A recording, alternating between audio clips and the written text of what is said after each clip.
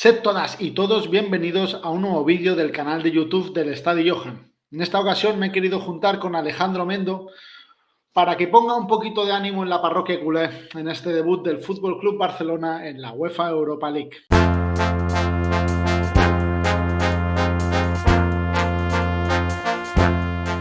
Bona tarda a tothom i benvinguts a l'estadi.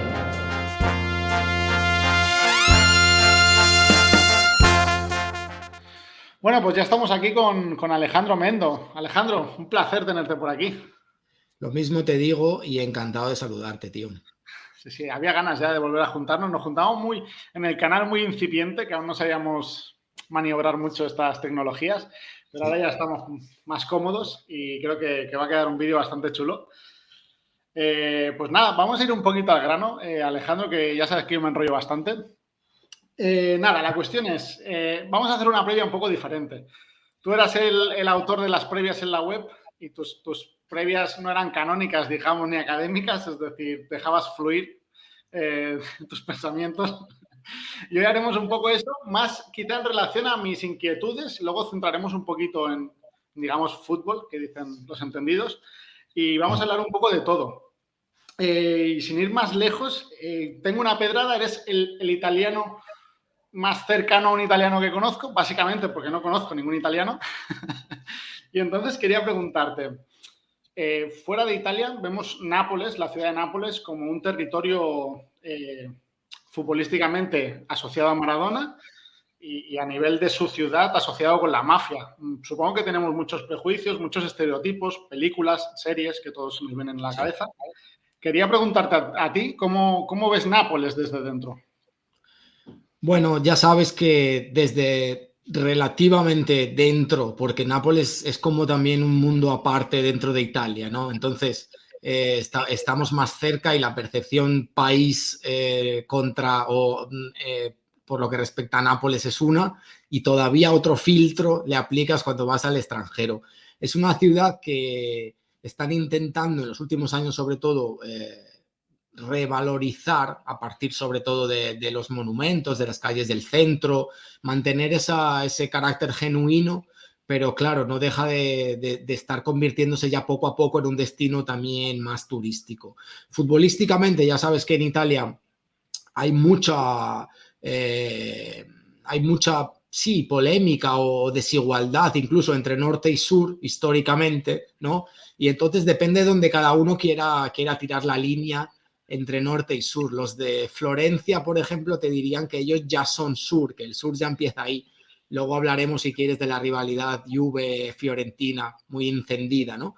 Entonces, todo esto norte-sur, que se hizo sobre todo pronunciado en la época de Maradona, sobre todo empezó a fraguarse esta rivalidad Juventus-Napoli, y piensa que los equipos, tanto la Fiorentina, el Napoli, cuando han tenido mejores equipos para competirle a las de Milán, al Le Milanesi, como dicen aquí, o a la Juve, es cuando más se han encendido estas rivalidades, ¿no? Después pasa un poco como en otras realidades, que cuando el odio queda solo entre aficiones y entre chascarrillos, pues se apaga un poco, y cuando además en el campo se empieza a competir por títulos, Maradona lo consiguió, la Fiorentina dio muchísima guerra en los 80 y casi le gana una UEFA a la Juve en el año 90.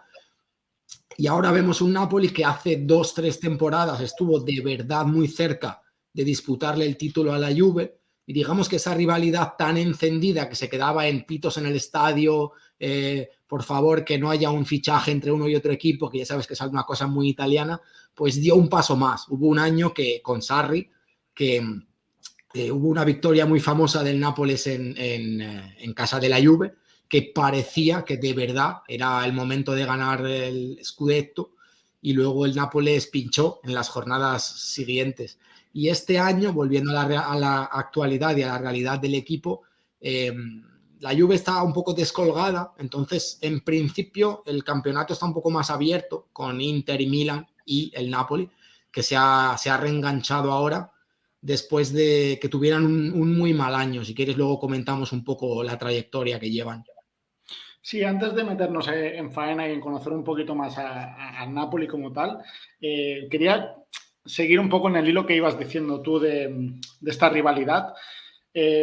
Quizá el fichaje más sonado entre ambos clubes recientemente de Juventus y Napoli, que diferencian esas dos Italias, podemos decir, aunque no sé, desde fuera me da la sensación de que todo club italiano odia en cierta manera a la propia Juventus. Sí. y entonces quizás el nombre más a la palestra que podemos sacar es el de Gonzalo Higuaín. Ahora recientemente lo hemos visto con Vlahovic, que se ven campartas de Juve merda de aficionados de la Fiorentina, pero a su vez le venden su jugador estandarte, su gran estrella, a la Juventus. Y desde fuera podemos pensar, véndeselo a un equipo de la Premier, espérate a un equipo de España, espérate que se resuelva el tema Haaland y a lo mejor otro equipo entra en la puja y no se lo vendas a tu máximo rival. Es decir, a veces que nos cuesta un poquito entender. Quizá los que ya tenemos una edad hemos vivido mucho con ello, desde Roberto Baggio, Pirlo, Vieri, no sé, es que casi todos los grandes jugadores italianos a lo mejor han pasado por mínimo 2 equipos grandes, ¿no? Exceptuando a Totti, que ha sido un one club man, los demás posiblemente hayan tocado un poquito cada casa, ¿no? ¿Cómo se vive esto allá? Es decir, nosotros quizás decimos, no hay esa rivalidad tan acérrima, el jugador puede moverse libremente, o sí que realmente cuando van a los estadios se encuentran climas un poco más beligerantes cuando se hace un cambio de este estilo. Yo creo que existe esta especie de contradicción que es muy italiana, ¿no? Por una parte, no quiero decirte que no exista en realidad la rivalidad, porque sí existe, es muy encendida, de verdad, o sea, no es una forma de decirlo. Por otra, la gente acaba un poco también resignándose. Por supuesto, puede haber protestas, puede haber silbidos, puede haber una acogida de un cierto tipo, pero es esta dicotomía italiana, ¿no? Entre... por una parte soy un hincha muy pasional, pero es como la traición más literaria o la traición amorosa, no sé cómo decirte, ¿no? Al final es esa dicotomía de no lo acepto, pero sé que es así y es mejor seguir adelante. Los colores de mi equipo siguen. Sabes que hay una fecha grabada en los aficionados de la Fiorentina, en este caso, cuando Baggio pasó a la Juve, era el 18 de mayo, ¿no? del 90. Y los clubes italianos tienen grabadas una serie de fechas, sobre todo en mayo, porque es cuando se deciden los títulos. Bueno, pues el 18 de mayo hubo una especie de revolución, de guerrilla callejera en Florencia, las imágenes que estábamos viendo, y la gente se rebeló, bajó, lo que aquí se dice bajar a la plaza, scendere in piazza, la gente bajó literalmente a la plaza. Y ahora, con los años, también vemos un poco que ahora la protesta, cuando la Fiorentina te vende a Chiesa, a Bernardeschi, que ha pasado a la Juve, Vlahovic ahora, por supuesto, la protesta se limita al hashtag, al Twitter, a quizá alguna pancarta, también es muy italiano ponérsela en la ciudad deportiva. Lo que pasó con Baggio fue otra cosa. Y Juve merda, que son pancartas que se ven por toda Italia, pues sí, hay un poco esta división. Juve siempre da un poco de pereza comparar clubes y realidades de los países, ¿no? Pero Juve es un poco el Real Madrid, ¿no? Cuando en España había un poco esa corriente antimadridista, si queremos, de muchas realidades contra el dominador histórico y también por masa social, ¿no? En Italia es algo parecido.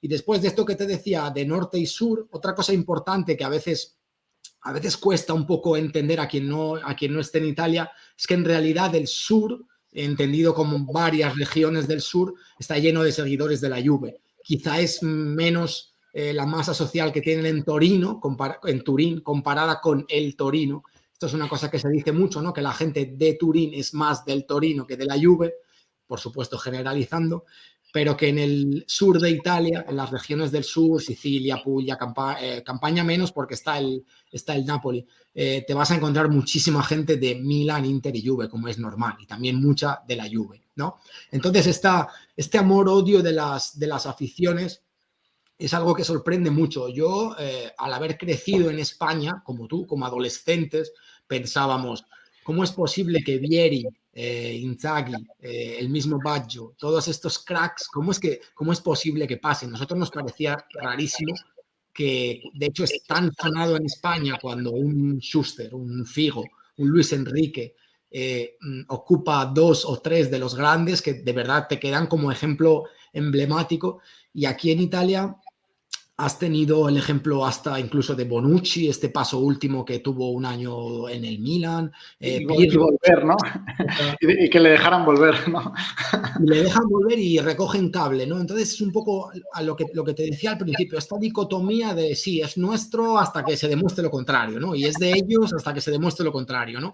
Es todo muy, muy pasional. Yo lo asocio mucho a esta traición. Ibra, el propio Ibra, tiene una relación súper rara con los del Inter, los del Milan, Ronaldo, ¿no? Que pasó por Barça, Madrid, Inter, Milan, ¿no? Es toda esta relación tan compleja. Este verano tenemos el ejemplo de Çalhanoğlu, que pasó del Milan al Inter, y este parece una traición moderna, ¿no? De estos que quedan libres, jugadores que quedan libres, y se dice, hay voces que dicen que cuando a Eriksen le pasó en la Eurocopa que se sintió mal y eso, hay voces que dicen que el representante de Çalhanoğlu deslizó al Inter que bueno, que si no iban a recuperar a un media punta titular, que él quedaba libre, ¿no? Entonces, la traición supermoderna de los jugadores libres la tuvimos este verano. Sí, la verdad es eso que choca un poco, que lo reflejas tú muy bien, que al final nosotros, evidentemente en el fútbol español se han vivido también esas tradiciones, pero son muy sonadas, son muy, muy bestias. O el jugador tiene un nivel muy bajo, que entra en un perfil, pues recordemos un Celades, por ejemplo, que no le estoy llamando, pero no es mediáticamente algo que sí, mueva. No hace ruido, sí, sí. Correcto. Pero, por ejemplo, con Figo, pues ya vivimos el extremo más opuesto a lo que se vivió. Un día tenemos que hacer un vídeo de Figo, abro y cierro paréntesis. Un día hacemos un vídeo de Figo. Hay que hacerlo, hay que recordar, porque hay gente muy joven ya, que ya Figo no lo vivió aquello. Nosotros se nos hace un poco raro cuando comparaban a lo de Neymar y estos movimientos de fichajes con aquello que sucedió con Figo. Eso hay que recuperarlo. Sí. Pero claro, son movimientos que despiertan a las masas y se lía una importante. Y entonces es sorprendente, no digo que no se dé el fichaje, sino que haya un movimiento, al menos social, que nos llega a nosotros. Quizás sí que ocurre en Italia, supongo que a baja escala, pero lo que tú dices, una pancarta, es un Juve merda y poco más. No, al menos es lo que nos llega. Luego, si hay alguna manifestación o algo, quizá no nos llega a nosotros. Pero bueno, tenemos el fondo que tenemos aquí detrás. Vamos a ponernos en materia. Creo que te duele un poco. Hay muchos aficionados que hoy, por ejemplo, me he despertado y uno de los primeros tweets que he visto, no recuerdo de quién, estaba medio dormido, ponía silenciar la palabra Europa League en Twitter, ¿vale? Entonces, quería preguntarte, ¿cómo vives esta situación? Que hemos vivido grandes partidos de Champions, ha vuelto la Champions, esto que era tan nuestro, vuelve la Champions, vuelve el himno, ¿no? Nosotros estamos en la Europa League, Mendo. ¿Cómo lo vives y cómo le dices a la gente que lo intente vivir esto? Pues te digo la verdad, mientras el Barça tenía posibilidades de clasificarse, de pasar de ronda, yo era un negacionista de la Europa League, ¿no? Entonces yo quería pasar, incluso sabiendo que nos podían eliminar, que no iba a servir de nada, que iba a ser un paso atrás para retomar impulso, todas estas cosas. Yo, mientras era posible, quería la Champions. ¿Vale? Estaba acostumbrado a ese prestigio europeo. Sin embargo, hemos tenido tiempo para asimilarlo. Diciembre, sorteo, te toca el rival, abres el Nápoles, te vas de vacaciones, Navidad. Llegados a este punto, yo creo que cuando nos sentemos y cuando me siente delante de la televisión, pues al final surgirá el aficionado que llevo dentro, que quiero que los míos ganen, y diré, bueno, pues vale, ya sé que estoy en esa competición, pues ya que estamos, vamos a intentar llegar lo más lejos posible.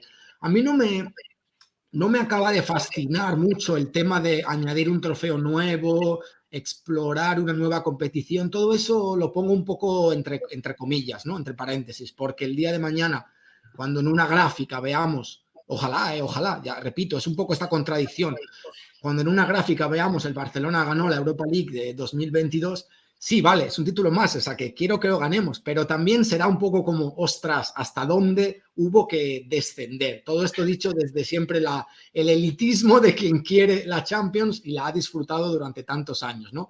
Entonces, vuelvo un poco, hoy va un poco de contradicciones. Llegados a este punto, quiero que nos vaya bien y que la ganemos, pero pero no tengo especial interés en ganar todas las competiciones. Dame 10 Champions en los próximos 20 años y no ganar, no sé, el Mundialito, ni la Copa, ni una nueva que inventen, ¿sabes? El otro día, quizá esto te lo pregunto a ti, no lo tengo muy claro. El otro día en el directo que hicimos del estadio, en el último postpartido que hicimos, salió el tema Europa League y, por cierto, Xavi, evidentemente muy contento con el himno y todo esto, ya sabes, el show que hace el señor Vallés. Sí, señor. Pero quizá hablaban, creo que fue Loberto que explicaba que si nos hubiera tocado el Trabzonspor, quizá esto que comentas hubiera sido mucho más evidente, pero que al menos enfrentarte a un rival tipo Napoli, que es un rival, podemos decir, de Champions, de élite, puede hacer que amortigue un poquito el golpe y no tener que enfrentarte ante un equipo que digas, jo, hemos tocado fondo.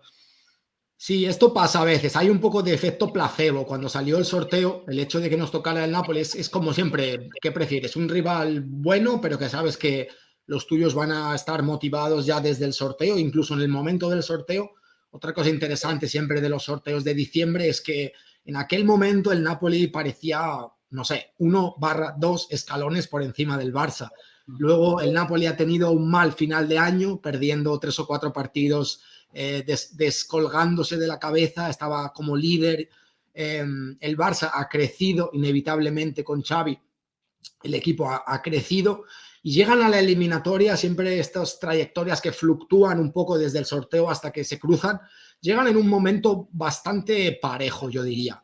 No me atrevo a decir, ya sabes que nos gusta siempre jugar un poco a los porcentajes, pero el hecho de que sea un rival con solera europea, que esto casi parezca un partido de Champions, porque lo tuvimos hace un par de temporadas, el año del COVID, tuvimos la famosa eliminatoria que tuvo que quedar 2 o 3 meses en el aire, pues creo que también da un poco de efecto placebo. A lo mejor antes te decía, me voy a sentar delante de la tele, quiero que los míos ganen. A lo mejor lo que tú dices, si fuera un Legia, Varsovia, Barça, creo que ahí tendríamos delante de nuestros ojos la realidad del club. Ahora ser el Napoli, que luego te toca el Dortmund y no sé quién más, pues dices, bueno, pues estos son rivales de Champions, ¿no? Ya te darás cuenta. Quizás el himno el que nos haga dar cuenta de que no es la Champions. Sí, posiblemente nuestra realidad sería otra si empezando la siguiente temporada no hagamos hecho los deberes y entremos en Champions y entrar en fase de grupos de Europa League. Eso posiblemente sí que sea muy doloroso. Ya no hablo solo del tema económico, sino del tema sentimental.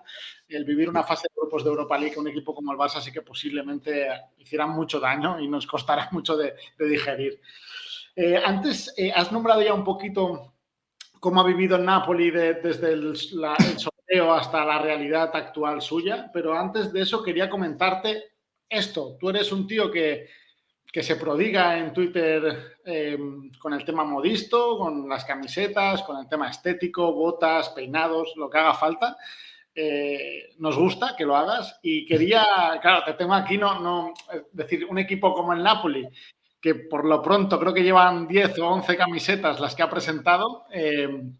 Quería que me comentaras un poco así por encima, o por donde tú quieras, cómo ha surgido esta corriente, qué están haciendo, qué pasa en Napoli. El Napoli ahora está llevando un poco al extremo la tendencia actual que tenemos de aumentar las equipaciones, que tanto nos empieza ya un poco a preocupar y a desorientar, porque hemos tardado unos años en entender el fenómeno y ahora ya es difícil de entender, ¿no? Tanto, incluso para los más permeables, como os digo yo siempre, como yo, que me gustan los lanzamientos, me gusta que haya propuestas un poco disruptivas. Bueno, pues el Nápoles está llevando al extremo esto, sobre todo por la colaboración de este año con Armani, que además tiene un segundo brazo de la colaboración, es con Amazon, ¿vale? Es su sponsor de la manga esta temporada y tienen un tipo de acuerdo que en este momento quizá ningún club del panorama europeo o mundial tenga, que les permite sacar prendas con mucha mayor facilidad. Son como también más reactivos ante cualquier actividad que surja. Hemos tenido el ejemplo de Halloween, en el que sacaron una prenda dedicada, la que tiene como telarañas, es una prenda negra, seguro que nuestros espectadores la han visto, para celebrar la figura de Maradona. Ahora ya sabes que el campo es el estadio Diego Armando Maradona y esta figura tan importante en Nápoles. No han sacado una, sino 3 camisetas, porque es una con la huella dactilar de Maradona aquí en la parte inferior, exacto. Y son 3 versiones. Y después las de lo normal que tendríamos de primera, segunda, tercera, los detalles dorados, el patrocinador MSC en algunas sí, en otras no, en caso de la versión europea. Y hace poco han sacado el que llaman el Kit Flames, que serían las llamas, lo han sacado solo para San Valentín. Llevan 3 o 4 partidos con él, lo están usando más de lo que cabría esperar. Y es la misma plantilla que utilizaba ya el portero, que tiene como unas llamaradas, el portero la llevaba en verde clarito, pues lo han sacado en color azul. Si no nos fallan las cuentas, porque con el Napoli hay que ir con los dedos, hay que contar, llevan como 11 camisetas solo en el curso actual. Y lo que te decía es que tiene una colaboración tan reactiva que Armani puede fabricar prendas como un determinado lote para una determinada evento, que puede ser el nuevo año chino, la fiesta de Halloween o lo que se invente la próxima vez. Y esto se diferencia con los demás clubes en los que, por ejemplo, tenemos el ejemplo del Barça, que de vez en cuando pone el dorsal en chino, si es el nuevo año chino. Luego hay veces que por normativa se la cambian antes de empezar. El Inter suele hacer estas cosas, ponen un parche conmemorativo en la manga. Es decir, los equipos intervienen sobre la camiseta habitual con parches, ahora tenemos por ejemplo, para el orgullo LGBT, equipos de Norteamérica han celebrado el Día del Orgullo cambiando el nameset por detrás, poniéndolo con los motivos de arcoíris. Es decir, se interviene sobre las prendas con complementos. El Napoli está haciendo una cosa distinta, que es crear prendas evento, ¿no?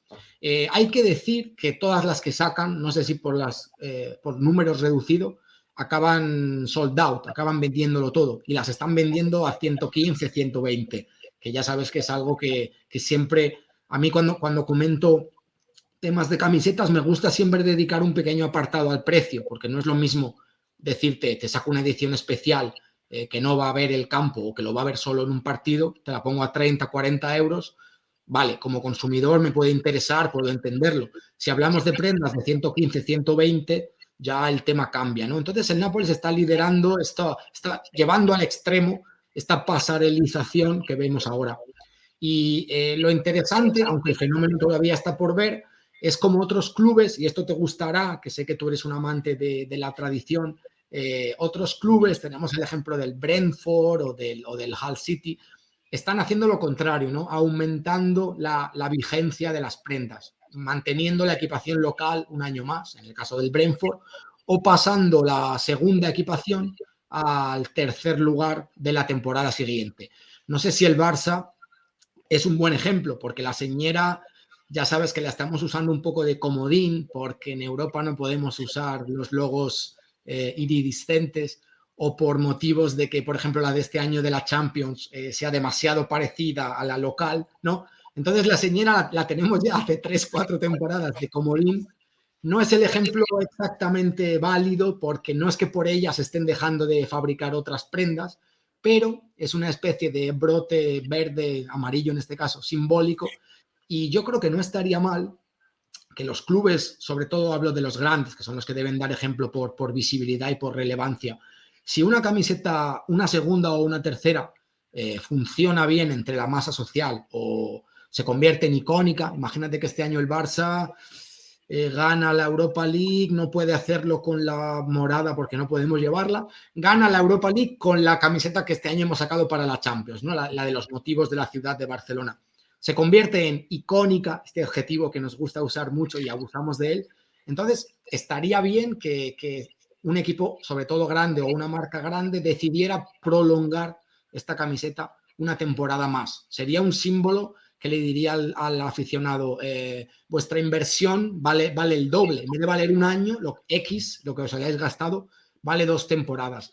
Al final, lo comentaba con algunos chicos por Twitter hoy, en realidad todo este simbolismo no nos lleva a otro sitio que las marcas en realidad siguen vendiendo. No es que te la regalen por el hecho de usarla más tiempo, pero podrían ser astutas, enmascarar un poco este simbolismo de sensibilidad hacia los hinchas, porque creo que están y estamos bastante desorientados con tantas camisetas. Así que en la cima de esta cadena alimenticia está el Napoli, la verdad.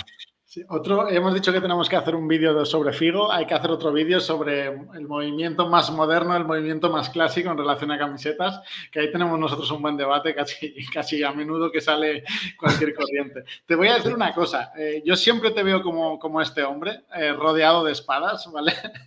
Pero tengo que decir que siempre cuando lo explicas van apartándose espadas y al menos van dejando que te expliques. Que eso es mucho, ¿eh? Y te lo digo yo que suelo ser un poco cerrado en... Me alegro. Sabes que en un tuit no caben tantos argumentos. Yo por eso últimamente tiro mucho de hilos porque me puedo explicar un poco mejor. Porque quedándonos con la cápsula de la opinión siempre parece como que choca. En cambio, charlando, es lo que decimos siempre, ¿no? Tomando una caña con alguien, haciendo un zoom con alguien, siempre se acercan posturas inevitablemente.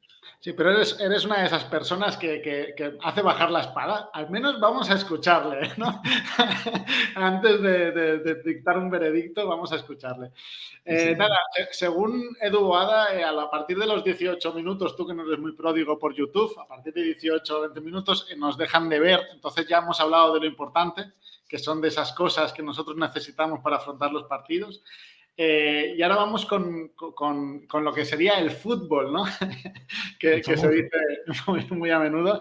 Según Bruno Alemany, creo que ha sido en el Ketty Jugas, si no me equivoco, ha dicho que 8 jugadores, luego creo que varía entre 7 y 8, pero vamos, 7 o 8 jugadores serían titulares de este Nápoles, serían titulares en este Barça. ¿Estás de acuerdo? ¿Cómo ves esta afirmación? Yo que no conozco mucho al Nápoles, que creo que me he quedado en la época de Hamsik, Cavani, Lavezzi y compañía. Sí, a ver, también esto es como todo. Si pillas un clip de redes sociales o si nos quedamos con el titular de los 8, pues impacta. Bruno Alemany sería uno de los que dejaríamos que se explicara, ¿no?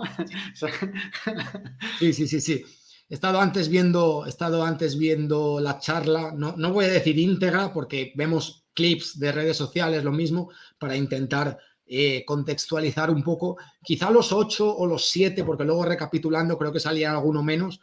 A mí se me hace un poco abundante, pero esto es como todo. Siempre nos gusta mucho antes de las previas hacer un poco el 1 contra 1 de los momentos y la calidad. Siempre se puede hablar del valor absoluto de un jugador, probablemente, si no los 11, ahora el Barça ha mejorado mucho su 11 titular, casi los 11 del Barça como valor absoluto parten como favoritos sobre los del Napoli. Pero es verdad que por momento, por trayectoria, por nivel reciente, podemos decir, habría más debate.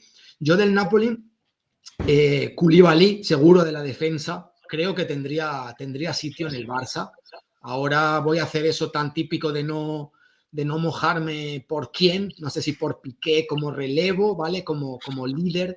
Koulibaly es un gran corrector, es rápido, llega a la marca, es elegante, no es un central aparatoso, es de esos que está donde tiene que estar, sabe mandar. Entonces creo que por carácter y por nivel, sí, de verdad, para el Barça actual y también para un buen Barça tendría cabida. En el centro del campo, a mí me gusta mucho Fabián, no ha acabado de dar el golpe encima de la mesa, lleva un año y medio, nunca sabemos si los rumores de mercado cuánto les afectan, que ha bajado un poco quizá también su importancia en la selección española, pero es un jugador que yo no me atrevo a decir que llegase al Barça y quitase de titular a los que tenemos, que son muy buenos en el centro del campo, pero creo que daría nivel Barça. Hay otro del Napoli un poco más tapado, no digo que sea desconocido, que es Zielinski, a mí me gusta muchísimo. Es un jugador muy dinámico, muy guerrero, tiene calidad, no se le caen los anillos para luchar cada balón, tiene gol. Últimamente Spalletti le está poniendo un poco por delante. Ha surgido un futbolista que es Anguissa en el Napoli, que ha venido este año, que hace un poco más de ancla. Entonces, con Anguissa, con Fabián, con Lobotka, que creo que no estará contra el Barça, pero también da buen rendimiento, está empujando un poco hacia adelante a Zielinski, porque tiene muy buena llegada, y creo que quizá no para 11 titular del Barça, pero en plantilla, a mí personalmente no me estorbaría ni me desentona. Y llegando a los atacantes, Osimhen creo que ahora mismo es el valor más emergente del Napoli, el mejor jugador que tienen. Es un jugador que, como se dice aquí en Italia, fa reparto da solo, ¿no? Que él solo aglutina todo el protagonismo de la delantera. Y el Napoli de este año, algo que está haciendo es que no le importa acumular efectivos en el centro del campo o que los falsos extremos, como son Insigne, Ounas, Elmas, Politano, se metan hacia adentro o bajen al centro del campo, porque Osimhen se pega con los centrales, es autosuficiente, es rápido, es agresivo y está marcando goles. Sería muy, muy buen delantero para el Barça. Creo que es otro de los que tendría sitio. Y en cuanto a Insigne, que es una figura que yo creo que ahora mismo en Napoli tiene más valor sentimental o simbólico que deportivo. Deportivo tiene mucho, es campeón de Europa con Italia, es ese titular que suele ser uno de los primeros cambios, no es tan fijo, aunque con Mancini lo haya sido bastante y lo esté siendo con Spalletti, pero yo creo que toda esta repercusión de su próximo destino, irse a jugar a Toronto, pues creo que un poquito también le ha afectado el rendimiento esta temporada. El otro día marcó contra el Inter de penalti y el dato fue que lleva 6 goles, los 6 de penalti en la liga. Entonces, son esas cosas que te hace un poco, es el dato que si lo interpretas es un poco, es el chico de la casa, se atreve a tirar los penaltis, ha tenido algún fallo que otro contra la Juve y otros sonados, pero sigue tomando esa responsabilidad, sigue siendo un símbolo, sigue siendo alguien al que la grada se aferra. Yo tuve un entrenador cuando era joven que atravesé un periodo bastante malo de forma, no sé, estaría yo a otras cosas, adolescencia, etcétera, y me dijo, estás jugando un poco peor, pero representas algo en el campo para tus compañeros y es por eso por lo que te mantengo. Así que espabila, porque pronto ese crédito puede agotarse. Y con Insigne pensaba un poco esto, que puede permitirse bajar un poco el nivel porque su aportación y su simbolismo es tan grande y tan arraigado. Y creo que ahora ya un poco que estamos en fase de despedida, hay que sacar lo mejor de él hasta que se vaya. He visto hace poco que acaba de superar a Maradona como goleador histórico del Nápoles. Se ha puesto con 116, se había quedado en los 115, y le quedan solo por delante Hamsik y Mertens como máximos goleadores. Y Hamsik lo tiene a 5 goles, así que quizá este año antes de irse le dé tiempo a quedarse como segundo máximo goleador. Mertens anda por 144, creo que he visto, entonces 20 no le va a dar tiempo a marcar. Ahora que estás repasando estos nombres, a mí de lo que explicas me sorprende que Koulibaly quizá no se haya ido, porque hubo, si no me recuerdo mal, hace un par de temporadas tuvo bastantes ofertas, parecía muy hecho y luego tuvo una lesión importante y al final se truncó un poco esas posibilidades de marchar. Ahora ya por edad imagino que a lo mejor ya el siguiente paso sea un equipo de menor nivel cuando él considere, pero a lo mejor ya no le da para llegar a la élite. Y luego de Insigne, quizá los recién ganado la Eurocopa y el estatus que él tiene, que tú comentas perfectamente, duele un poco, ¿no? Que se vaya, tú que tienes mucha permeabilidad mental, duele igualmente, ¿no? Que se vaya con 30 años a una MLS, quizá pues sí. No nos importaría que se fuera de aquí 2, ya se perdió en su día a otro italiano, también a Toronto, como Giovinco, muy joven, mucho más joven en este caso. Sí. Es una sensación un poco de pudimos ver más, ¿no? Con esto creo que casi cerramos un poco el círculo del vídeo, porque hemos empezado hablando de estas traiciones muy italianas de Vlahovic, que pasa de la Fiore a la Juve, Baggio, por supuesto, Chiesa, Bernardeschi, ¿no? Creo que Insigne, yo intento entenderle. Desde fuera no tiene, en lo deportivo, no tiene explicación cambiar Nápoles por Toronto, ¿no? Pero buscándole todos los ingredientes a la decisión, creo que puede ser un chico que ha dicho, probablemente el Inter me ofrezca un buen contrato si salgo como agente libre, el Milan, no sé si la Juve en este caso, ¿no? Pero podría haberse ido a otro club bueno de Italia, a la Roma, que no pasaría nada a nivel social con el Nápoles, no sé, al Inter, al Milan. Bueno, pues sí, Insigne, se entiende que su carrera tenga que continuar como uno de tantos que no se ha puesto de acuerdo con la directiva por sueldo, por condiciones, y sigue en Italia. Entonces yo creo que la decisión en realidad, me estoy metiendo en donde no me llaman, pero poniéndome en su decisión, quizá ha pensado, ¿por qué me voy a quedar a mitad de camino entre ser la bandiera del Napoli y pasar una parte de mi carrera en otro club italiano?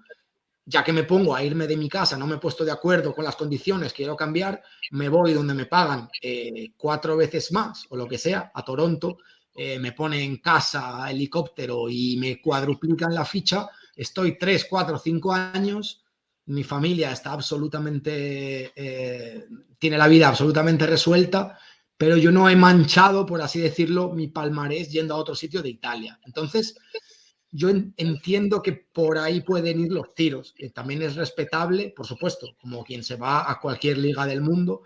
Pasa que como aficionados siempre tenemos ese eurocentrismo, ¿no? Eso, pero ¿por qué no se va a este equipo que me apetece a mí que se vaya, ¿no? ¿Por qué no sigue en la liga, en el candelero, ¿no? Entonces creo que su decisión va un poco por ahí. Y claro, si ahora estuviésemos tú y yo comentando que se va al Milan o al Inter, entraríamos otra vez en la rueda de, pero ¿qué pasa en Italia? Es que cambian de equipo grande cada poco, ¿no? Entonces no estamos contentos con nada, ¿no? Justo te iba a decir eso, no estamos contentos con nada. Una, por la decisión que comentas, y otra, por si decidiera prolongar su continuidad en Nápoles, posiblemente podría, quizá bajando sus pretensiones o al menos igualándolas, pero ya entraríamos un poco en el debate que nos ocurre aquí continuamente de las vacas sagradas que no cumplen. Es decir, que es lo que tú dices, no estamos contentos con nada. Criticamos a un jugador que a sus 30 años y que está en una temporada quizá que ya no eleva el techo, ya lo ha llegado y quizá ahora ya comienza su declive, decide irse en lo alto después de una Eurocopa y después de dar un gran rendimiento en el Nápoles, pero aquí no lo entendemos, pero al de 34 años que está intentando todo por el club también le vamos a criticar, ¿no? Somos un poco así, la verdad, en regla general. Nada, creo que hemos tocado todo lo que me apetecía tocar contigo. La última, he puesto la foto de las espadas de Alejandro Mendo, aunque no me falta hacer el sticker con tu cara, pero quería preguntarte, ¿cómo estás viendo al Barça de Xavi? Estamos siempre en ese continuo brotes verdes, en ese continuo punto de inflexión, pero que nunca parece culminarse. ¿Tú cómo estás viviendo esta nueva etapa que parece ilusionante, pero en otros momentos nos damos de bruces contra la realidad y esto puede ocurrir en esta eliminatoria precisamente? Sí, yo creo que el equipo a mí me hace percibir que alterna momentos en los que está muy cerca de poder ya rendir, de estar más como de acortar plazos. No sé si son nuestras ganas, pero hay momentos en los que dices, ostras, estamos ya ahí, esto es lo que quiere, esto es lo que quiere Xavi, le están interpretando bien, tenemos más nivel de lo que nosotros mismos nos hemos creído. Alterna momentos de euforia pasajera con otros momentos de pesimismo, de que todo nos sale mal, de que se nota que se tienen que curtir en muchas batallas, sobre todo los más jóvenes. Entonces tiene un poco estas dos almas el equipo. Se le ve con buenas intenciones, se le ve con actitud. Yo no me atrevo a decirles que no tengan ganas o que el mismo Xavi lo dé por imposible. No, creo que están los famosos mimbres, que el equipo retoma un discurso que quizá el club había perdido peligrosamente, que Xavi es un buen conductor en este sentido, pero que tenemos un poco entre todos que tarar nuestras expectativas.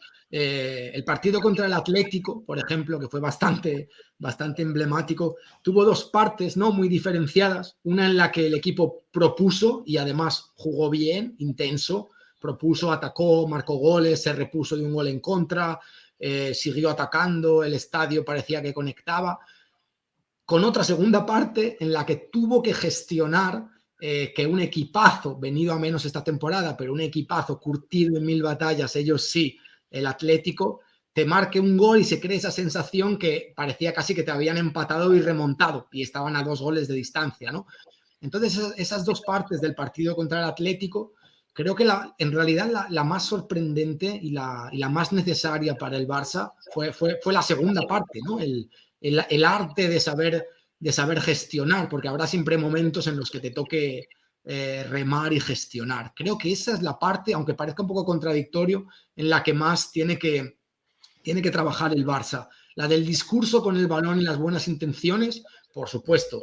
Ahí es donde empezamos la casa, a construir la casa, y con Xavi está viendo buenos momentos, pero el equipo tiene que saber que habrá siempre un momento, habrá un gol anulado por el VAR a Gavi, habrá un larguero, habrá un contraataque del Napoli que te has comido y te están zarandeando, habrá siempre momentos así. Los equipos grandes pasan momentos así, y si quieren construirse como tal, como equipo grande, deben trabajar lo anímico. Yo creo que deben creer en su idea. No basta con que Piqué enseguida, en cuanto encajamos, diga, venga chicos, venga. Hace falta que todos se crean que están trabajando en una idea común, y creo que eso con el tiempo es algo en lo que Xavi trabajará. Así que bueno, como aficionado, alterno estos dos momentos. Si ganamos al Napoli jugando bien, te diré, la Europa League, esto es un paseo. Y si nos eliminan, nos volveremos a ver diciendo, están muy verdes, esto hay que todavía que remar y remar. Sí, no, me gusta bastante, me gusta tu reflexión en ese sentido, porque sí que da la sensación que el discurso de Xavi parece calar, parece que sí que Sí. están dando ciertas teclas, a veces dura 30 minutos, a veces dura 60, nunca dura 90, No, pero sí que el momento ese de desfallecer, de que el discurso ya no da, es cuando pone a todos en alerta. Los jóvenes quizá no llegan por inexperiencia, y los que tienen mucha experiencia quizá no llegan por traumas, y ahí es donde Xavi quizá tiene que ir tocando un poquito lo anímico, porque hay muchas cosas que al menos desde fuera, sin estar dentro del vestuario, sin poder saberlo, da cierta sensación de que hay un componente emocional que no se sabe gestionar, aparte que evidentemente jugar de forma habitual con chicos de 17, 18 años y con otros sí. muy pasados y con muchos golpes, quizá no es lo ideal. Nada, Alejandro, 41 minutos por aquí que llevamos, me pasaría otros 41. Ya hemos dicho dos temas que tenemos que tocar y los que nos quedan por ahí en el tintero. Un placer tenerte aquí. Hay que retomar estas charlas, pues la verdad que se disfrutan. Y esperemos que hayan podido disfrutarlas y hayan podido disfrutar al menos de la primera parte, ¿no? Esa que según Edu se consume. Al menos que lleguen hasta las camisetas del Napoli, que al menos eso tienen que conocer. Hemos dado lo mejor de nosotros mismos al principio y luego nos hemos dejado un poco llevar. Así que bueno, nos volveremos a ver lo que tú dices. Habrán muchos hilos, muchos vídeos, muchos artículos analizando al Nápoles, hablando del Barça de Xavi. Esto nosotros aquí venimos a tocar lo importante, que es ese dato que puedes lanzar con los amigos tomando una cerveza antes de que empiece el partido. Esto de que el Nápoles tenga 10 o 11 camisetas, no sé si cualquier analista lo explicará. Y esto quizás es muy importante. Alejandro, un placer, tío. Un abrazo muy, muy fuerte. Igualmente, un abrazo.